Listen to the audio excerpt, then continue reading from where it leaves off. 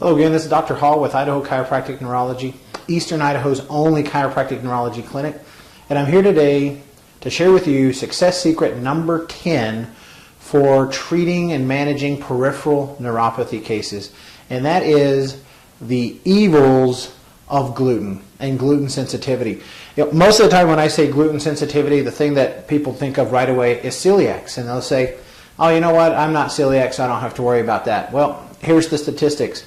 Out of 8 people with gluten sensitivity, only one of them is actually a celiac patient. The other 7 have a gluten sensitivity without the gene or the transglutaminase antibodies that would diagnose them as celiacs. And so what's the difference between the two? Absolutely nothing. It causes the same problem in the gut. It starts to get into the body and trigger an autoimmune problem. You know, the autoimmune patients that I see in my office, 100% of the time, there's a gluten sensitivity, okay? And I'm not saying that because we're just making that up. We're running the test and we're finding it 100% of the time. And we mentioned back in success secret number 2 or 4 that your peripheral neuropathy could be caused by an autoimmune condition.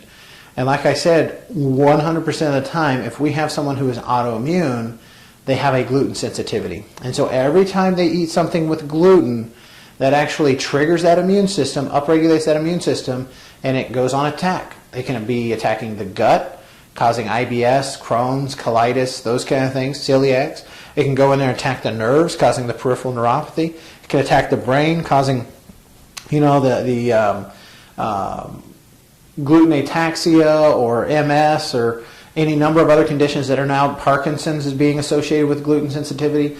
It can hit the joints and cause rheumatoid arthritis, the muscles and fibromyalgia, in any number of these problems. And they all lead back to that immune system getting upregulated. And one of the number 1 culprits that we see in our office is gluten sensitivity.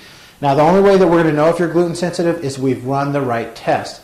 You know, we have patients come in here all the time that say, I've been tested for gluten and it came back negative. And they'll even show me the lab work.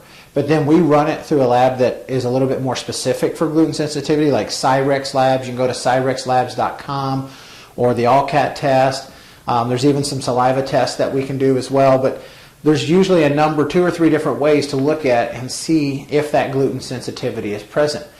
And not only is it a gluten sensitivity, what we're finding in the lab setting is that there are 3 other foods that are highly, highly, highly cross-reactive to gluten. Number 1 is dairy. Number 2 is yeast, and number 3 is coffee, right? Makes sense, right? We sit down with our bagel with cream cheese and we have our coffee, and that has all 4 components in it. We do that on a regular basis. We're exposing the body to it.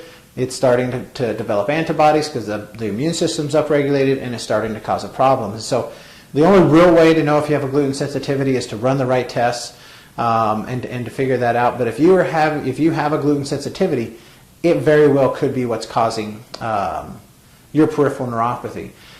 It's going to cause a T-cell attack in your body, just like a bacteria or a parasite or any other type of infection would. It's going to upregulate that immune system, and that thing's just going to start to attack everything. And once you're autoimmune, it's not just attacking that gluten, it's actually attacking everything in your body. And a lot of people will ask me, well, why gluten? Why am I sensitive to gluten? My mom ate gluten for years, my grandmother ate gluten for years, my great-grandmother ate gluten for years.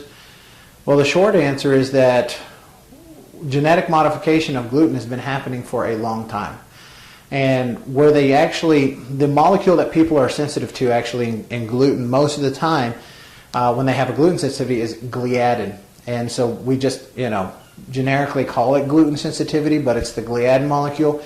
And when they're genetically modifying wheat, the place that they break those amino acids open is right there at that gliadin molecule. That's where they break it open to be able to get in there and genetically modify things so that it can grow in different areas and it can withstand different pesticides and those kind of things. But that genetic modification at that gliadin molecule is what is making us more sensitive to gluten. And so gluten is definitely causing a problem. Where can we find that?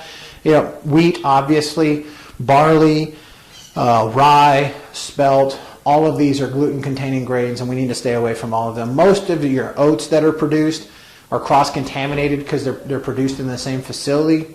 And so oats you need to stay away from as well unless they're certified gluten-free.